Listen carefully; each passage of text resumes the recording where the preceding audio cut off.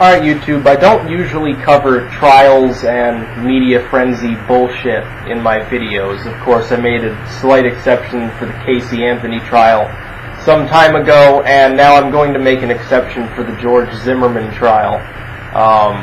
Not because the trial itself particularly interests me, but I have been keeping up with it some, and I think there's a misconception in society right now.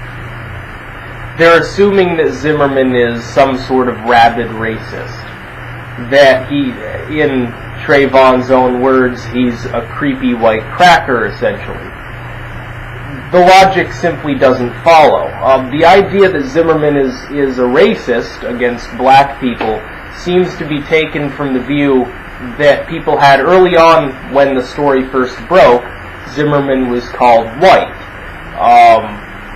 And of course said to the court, of course, he found this individual suspicious, that he saw a suspicious person and decided to get out of his truck and go see what was going on.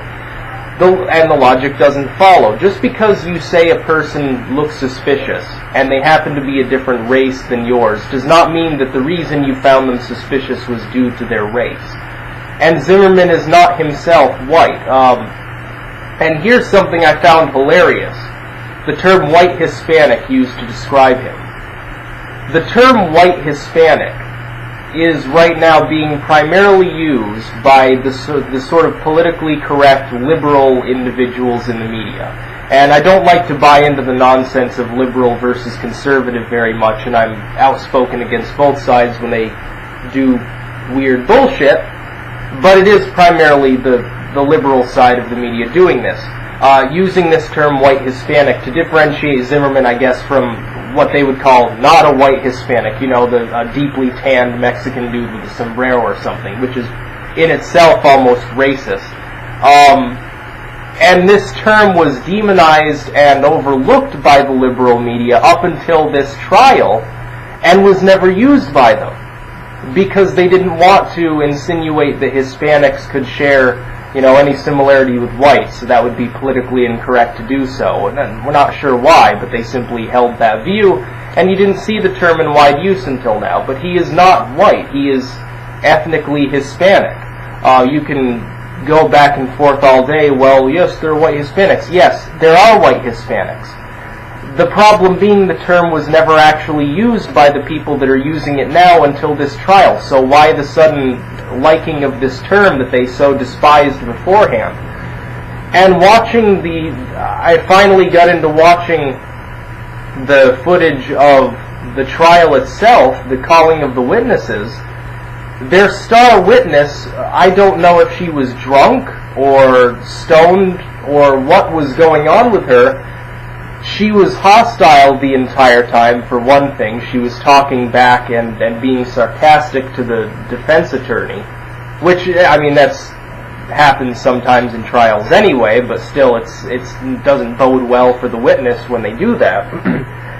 There was a motion actually to impeach this witness, which didn't go through, although in many ways it should have.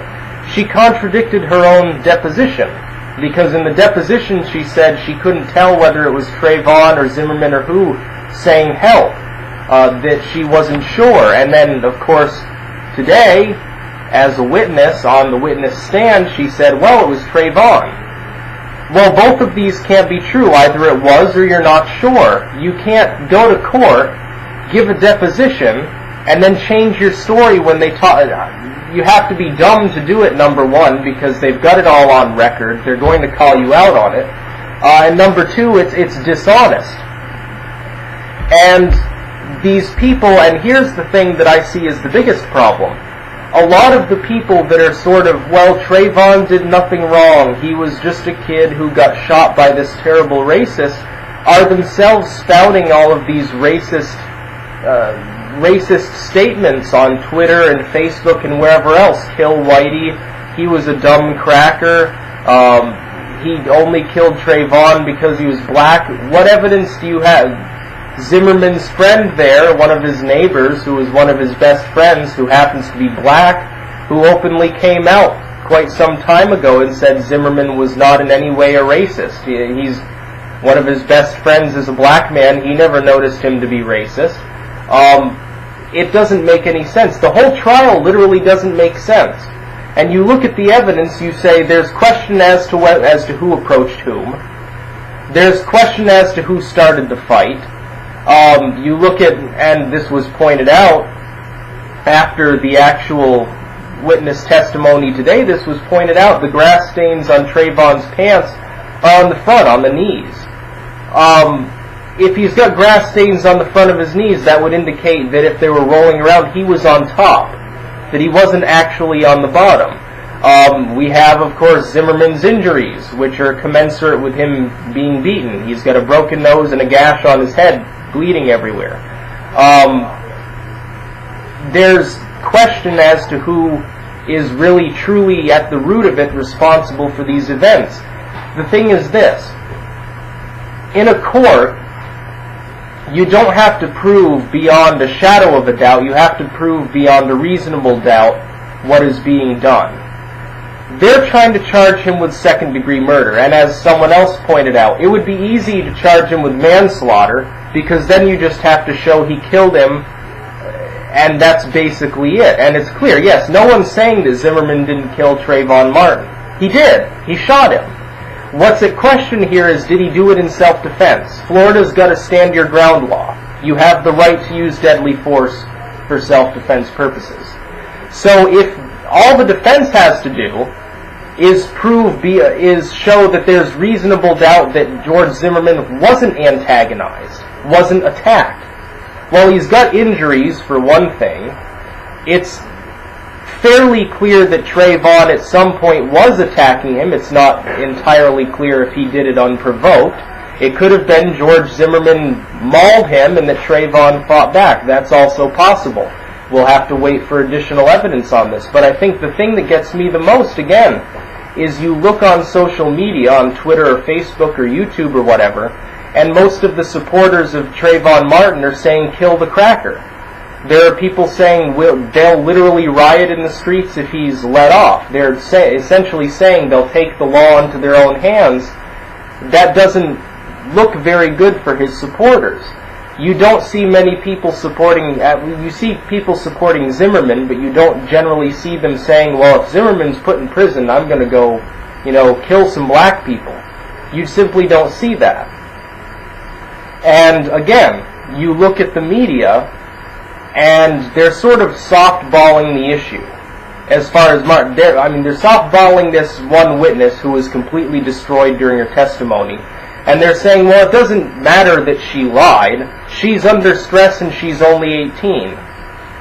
No, actually it does matter if you lie under oath. It doesn't matter if you're 18 or 80.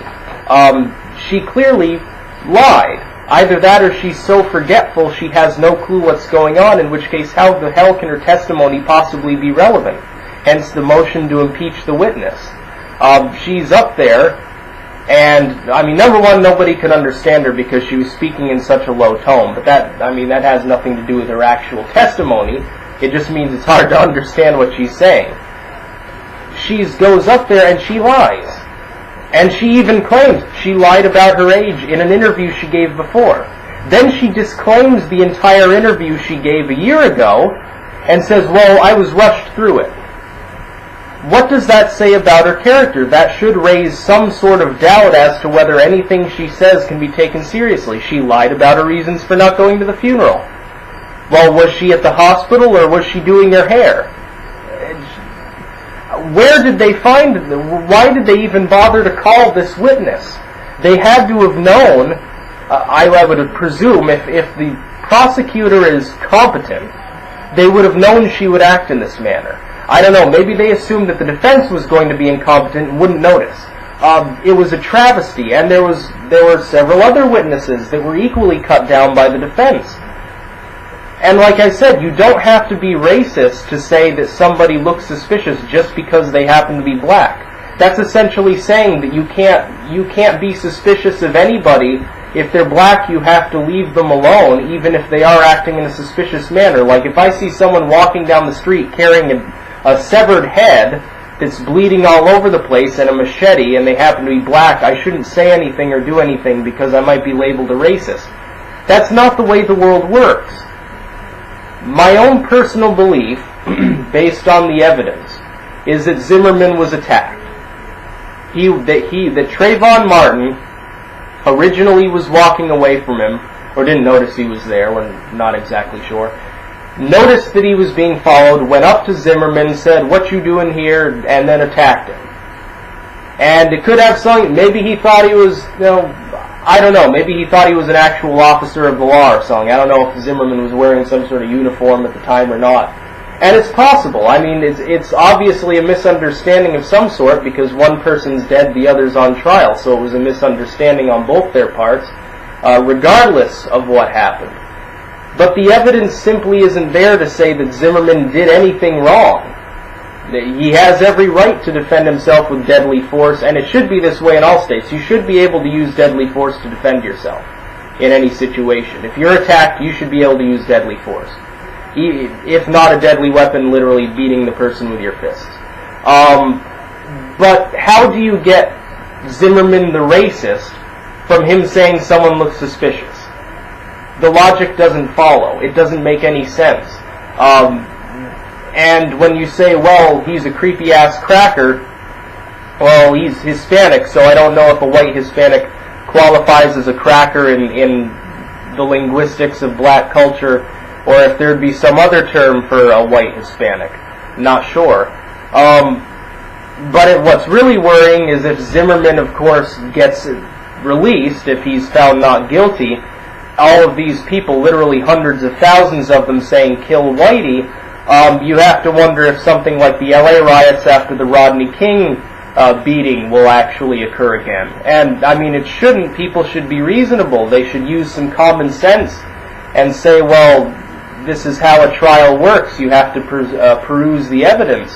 So people apparently are less concerned with the evidence than they are with Trayvon being black and Zimmerman being, supposedly or marginally or somehow a white individual. That seems to be what most people are focusing on, and if you look at most of the media reporting, they keep drumming up that issue of, well, he was racist, and Trayvon is black, and Zimmerman was older than him. What does this have to do with anything? It's just, ironically, the people that are crying racist towards Zimmerman are themselves dragging out every stereotype in the book. Well, he's white, therefore racist because thought black person was suspicious. He's older, so therefore stronger. All of these stereotypes that they're using, how is this any different from Zimmerman supposedly stereotyping Trayvon, even though he was known by other people close to him not to be racist in any way? It's not like he went around with a swastika on his forehead, burning crosses on people's lawns and continuously saying nigger. He didn't do these things. So how the hell is he racist? It makes absolutely no sense. Anyone reasonable who's looking at this evidence says there's certainly reasonable doubt that Zimmerman did nothing wrong. That he simply got out of his car, went to the junction of this area, this alleyway, and was attacked. There's sufficient doubt to say that that's entirely possible. I think that the jury will acquit him. I think that will happen. I think that even though the jury oddly looks a little bit stacked to me against him, I think that he will be acquitted. I think that the jury will acquit Zimmerman and he will go free. He'll probably get shot the moment he walks out of the courtroom, but I think he'll be free. And I feel sorry for him in many ways because everyone now knows him as a child-killing uber racist, even though there's no evidence to suggest that he was the aggressor or that he's racist in any way. It's a sad testament, and the media is not being helpful. I have seen absolutely zero objective reporting about this anywhere in the media. Everyone is either squarely on Trayvon's side or squarely on Zimmerman's side and refuses to just report the issues. And ultimately, this is a testament to the failure of the media in the United States, and it's breaking down into these sectarian stereotypical camps for a jaded TV audience that's more interested in flashy music and lots of debate than they are actual